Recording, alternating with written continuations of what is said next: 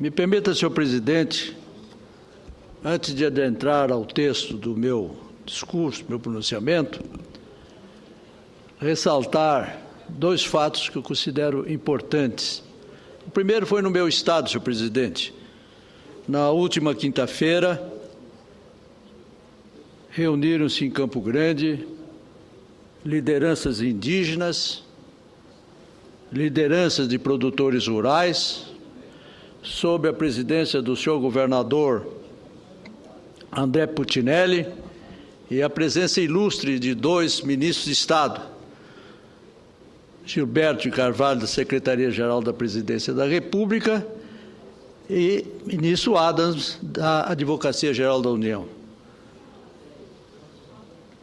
A reunião que lá se realizou foi consequência de várias tratativas que os parlamentares, deputados federais e os três senadores desta casa, Delcídio Amaral, Vladimir Moca e eu, tivemos oportunidade de insistir com as autoridades da República, que havia necessidade de se promover um entendimento entre índios e não índios para resolver em definitivo a questão das demarcações de terra, evitando assim os conflitos que enlutaram a sociedade sul-mato-grossense.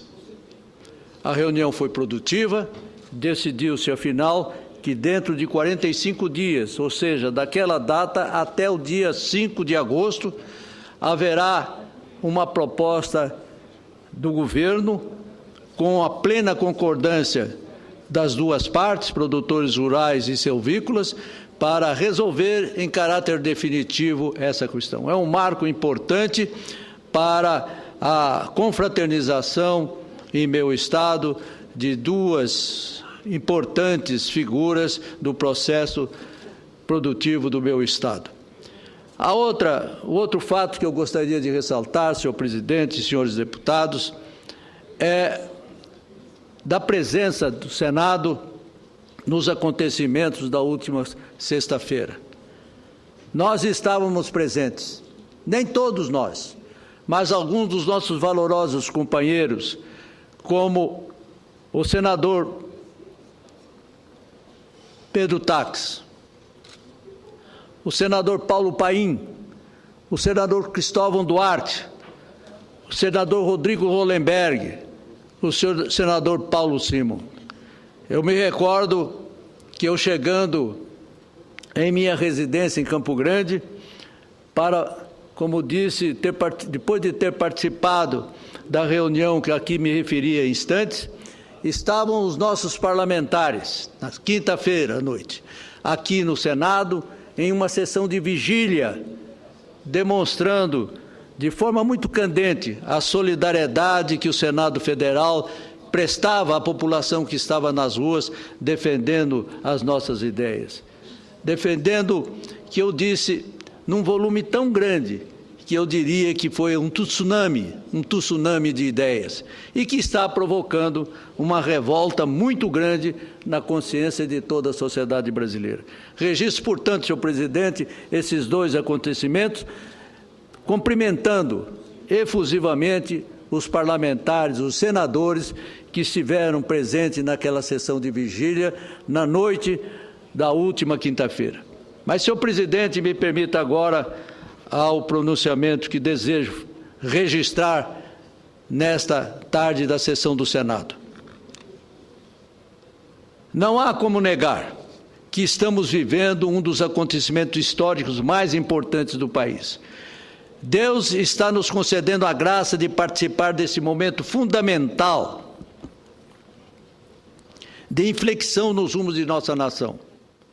Temos nas mãos a oportunidade de ajudar a criar as bases do Brasil do futuro, com apoio inconteste das ruas, nas milhares de reivindicações que nos chegam e que podem ser condensadas numa agenda enxuta. Não roubar e fazer mais. Repito, uma agenda enxuta, não roubar e fazer mais.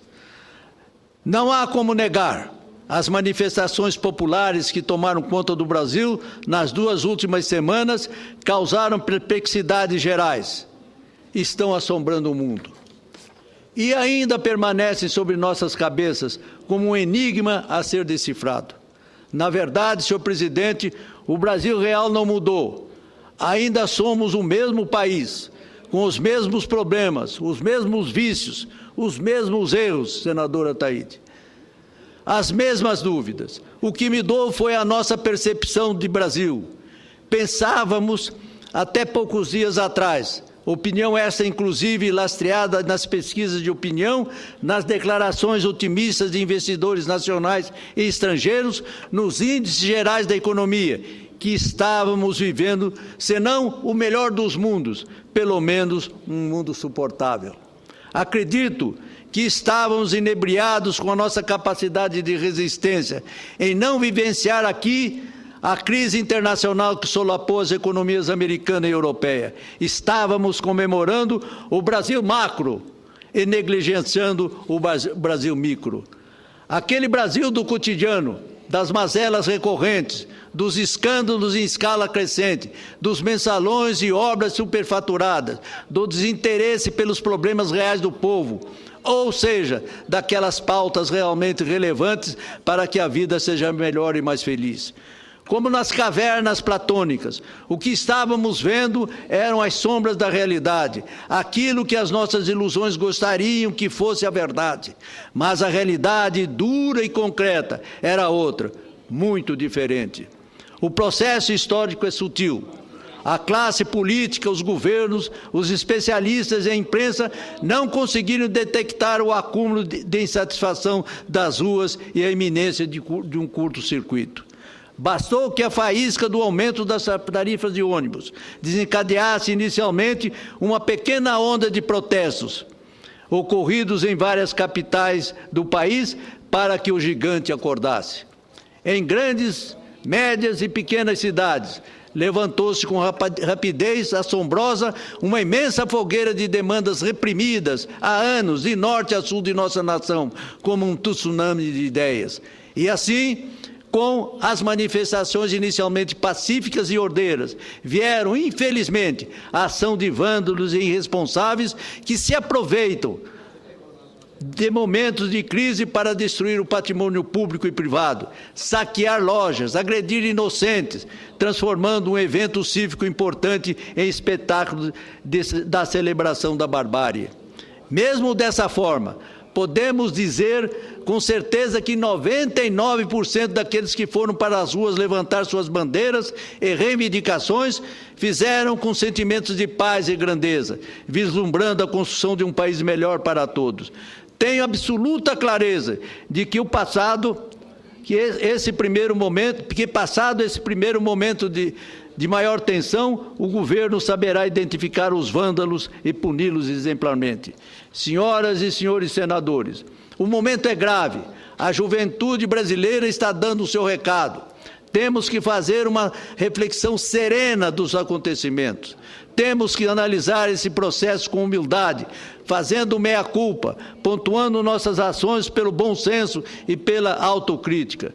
Não podemos mais olhar de cima, ditar regras como se fôssemos os únicos detentores do saber. Temos que ouvir e ponderar. Temos que colocar nossas experiências no rumo do enriquecimento desse processo e não recusar o clamor das ruas, dizendo que elas não sabem o que querem e nem têm objetivos claros. É óbvio, senhor presidente, de que a nação brasileira está pedindo. Ela quer educação e saúde de qualidade, mais transparência, mais recato e sobriedade dos homens públicos, mais honradez, mais honestidade, menos desigualdade social, menos criminalidade nas ruas, ou seja, demandas naturais de toda e qualquer democracia que se pretende avançada, deseja e sonha. Nada mais verdadeiro, senhor senador Ataíde de Oliveira, nesse aspecto, do que o clamor das ruas. O povo quer um serviço público com padrão FIFA, ou seja, melhor qualidade e eficiência efetiva nos gastos com obras e infraestrutura, menos propaganda enganosa, mais respeito aos direitos, maior ligação efetiva e afetiva das instituições para com as pessoas, isto é, Noutras palavras, os contribuintes, aqueles que sustentam a máquina municipal, estadual e federal, querem ser tratados como gente, e isso, convenhamos, não é pedir muito. Senhoras e senhores senadores, vejo que a presidenta Dilma está, como a maioria de nós, atônita. Ficou claro que ela não estava preparada nem informada devidamente para lidar com um evento dessa magnitude. Nesses momentos, ela devia buscar inspiração numa frase do nosso saudoso presidente Eurico Gaspar Dutra, conterrâneo ilustre do senador Pedro Táxi, e perguntar, aspas, nesse caso, o que diz o livrinho? Fecha aspas. Infelizmente, a presidência não o fez. Preferiu ouvir duas pessoas da sua amizade pessoal, o ex-presidente e o seu marqueteiro. Deu no que deu. Se atendesse às lições de um grande antepassado, o presidente Eurico Gaspar Dutra procuraria o livrinho, ou seja, a nossa Constituição, e lá encontraria o caminho. A presidente Dilma poderia buscar na seção 5ª, Romano, do capítulo do Conselho da República e do Conselho de Defesa Nacional, a fonte para tomar suas decisões emergenciais. Lá está no artigo 89 que o Conselho da República é o órgão superior de consulta do presidente da República e dele participam 14 personalidades. O vice-presidente da República, os presidentes da Câmara e do Senado, líderes da maioria e minoria no Senado e na Câmara, o ministro da Justiça e 6 cidadãos prestantes à nação. E o artigo 90 diz que compete ao Conselho da República pronunciar-se sobre a intervenção federal, estado de defesa e estado de espírito, e sobre questões relevantes para a estabilidade das instituições democráticas, como é o caso que vivemos hoje. Mas, senhor presidente, creio que chegou o momento de nossa presidente ouvir. Ela precisa concluir que não é autossuficiente. Depois disso, tomar decisões, agir, tirando do horizonte a questão eleitoral. Não é hora de ficar ouvindo marqueteiro. Não é hora de pensar em popularidade. Não é o momento de partidarizar questões sabidamente de fundo institucional. São em crises como essa que se revela o estadista. Pergunto, portanto, senhores senadores, não seria, pois, esse momento de grande oportunidade para a senhora presidente assumir a condição de estadista, de abrir a janela que mostraria o seu desejo de reencontrar, num halo de esperança, o clamor que vem das ruas? O clamor decantado por Castro Alves, de que, aspas, a praça é do povo, como o céu é do condor. Venha às nossas praças, senhora presidente. Tome as decisões que podem ser desagradáveis àqueles que querem o gozo do poder, diminuindo o número de ministérios, pelo menos para 20. Dê transparência aos gastos da presidência da República, todos e todos, como passo inicial à sua caminhada para as praças do povo. E verá aí, então, a renovação, a confiança que das praças lhe fugiu. Sabemos que lidar com a realidade é difícil e complicado, mas o momento exige desprendimento, prudência e cautela.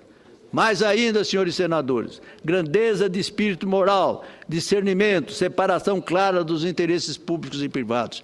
Aqui, a oportunidade de se pensar seriamente em uma reforma estruturante de nossas instituições, por meio da convocação de uma Assembleia Constituinte exclusiva, em que nós, parlamentares, dela não participaríamos, dando à nação a demonstração do nosso espírito público, desambição e desejo de que o texto encontrasse os mais ardorosos anseios do povo.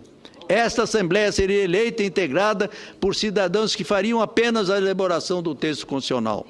Por fim, senhoras e senhores senadores, o Legislativo e os partidos políticos devem mergulhar na elaboração de propostas concretas que promovam uma ampla reforma de nossas instituições.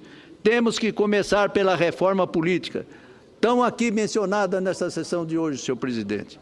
passando pela reestruturação dos conceitos de gestão pública, buscando tomar medidas que possam garantir a estabilidade econômica, impedindo o descontrole da inflação, redefinindo com clareza as funções dos poderes, impedindo a fragilização da política fiscal. Enfim, temos que estabelecer um novo pacto político-econômico social com a nação e lançando dessa maneira as bases para a construção de um novo país.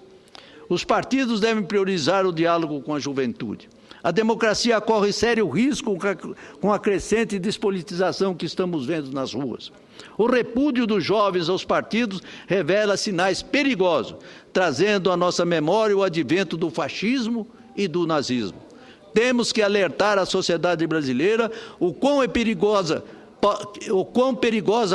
possa ser essa aventura, caso não sejam esclarecidos pontos fundamentais da importância do Estado democrático de direito. Para finalizar, senhor presidente, a sociedade está a nos dar lições valiosas nesse momento. Temos que aprendê-las e dar-lhes corpo, alma e sentido. Toda crise gera oportunidade. Não devemos sequer imaginar que essas manifestações sejam um clamor de desespero, e sim um verdadeiro grito de esperança. Senhor presidente, eu gostaria, para dar o último toque nas minhas palavras, de dizer que esta Casa, o Senado da República, pelos meses que aqui estou, vou completar agora 6 meses do meu período de mandato. Nesses 6 meses, eu encontrei aqui um ambiente de trabalho, de responsabilidade, de senso público, de brasilidade. Nós estamos aqui cumprindo o nosso dever. Qual é o argumento? Qual é o instrumento de guerra que nós temos? É a nossa palavra. E isso temos feito. Fizemos, e não só isso, não só a nossa palavra, é a nossa caneta, a nossa imaginação, a nossa ideia. Quantos projetos foram apresentados aqui, sobretudo de propostas à emenda à Constituição, que visavam e visam modernizar a Carta Magna de 88. Há poucos momentos falou desta tribuna o senador Rodrigo Hollenberg. Mencionou que pelo menos cinco propostas de alta relevância para a estruturação da nossa Carta Magna e que estão aqui ainda dormitando. Mas não por nossa responsabilidade. Eu até diria, senhor presidente, que seria de todo conveniente que a tramitação das propostas de emenda constitucional tivesse um rito obrigatório no tempo. Talvez 90 dias no Senado, talvez 90 dias na Câmara, para apreciá-las, para demonstrar que as nossas propostas não podem ficar submetidas ao princípio da gaveta. Elas têm que vir a público, têm que ser debatidas, e nós temos que pronunciá-las sobre elas. Então fica aqui, senhor presidente, a minha manifestação nesta tarde, com profundo respeito aos oradores que usaram a palavra, inclusive aqueles que disseram que nós não estamos cumprindo o nosso dever. Estamos sim, estamos dentro das nossas possibilidades, dentro das nossas prerrogativas, nós estamos, e bem, cumprindo o nosso dever. Muito obrigado, excelência.